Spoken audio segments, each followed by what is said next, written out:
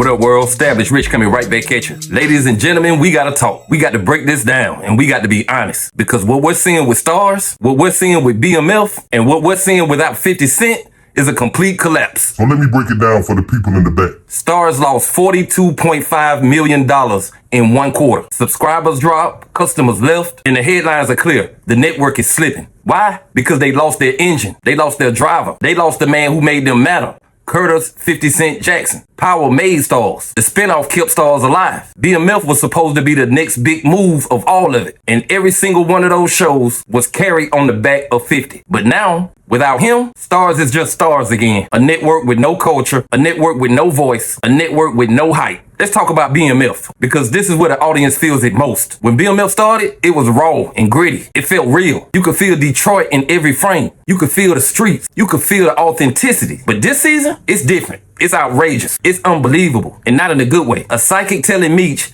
he's gonna be the Black Pablo Escobar. Come on, dawg. What are we doing here? Mexican cartel shootouts that look like bad movies. What are we doing here? Storylines that feel forced, fake, and completely out of space. Once again, what are we doing here? This ain't the BMF we signed up for. This ain't the story people wanted to see. This ain't the story that connects to the culture. And the fans know it. Listen to the people. One fan on Twitter wrote, "This season of BMF looks like Fast and Furious meets a soap opera. Where's the realism? Where's the Detroit?" Another one said, "The writing is garbage. 50 was the glue. Without him, the show feels cheap." A fan on Reddit posted, "I stopped watching midway. It doesn't feel like BMF anymore. It feels like they're making fun of the real story." Now, these ain't my words. This is the audience. These are the people who lifted the show up. And now they're walking away. See, 50 did more than just produce. He promoted. He hyped. He made you feel like every episode was an event. When Power dropped, it was must-see TV. When Power Book came out, you knew you had to tune in. When BMF launched, the whole culture was watching. Because 50 was behind it. Because 50 was pushing it. Because 50 gave it the stamp of approval. Without him,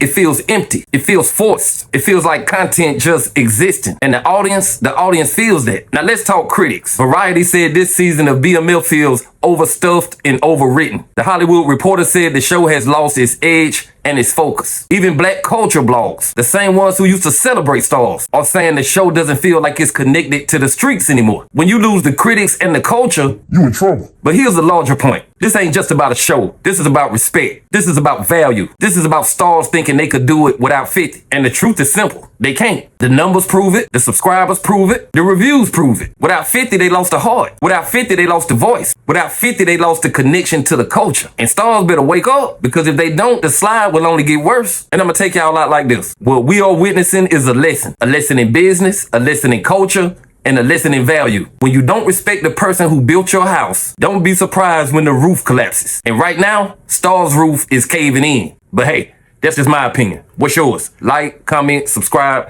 Establish Rich. I'll be back with another one. Peace.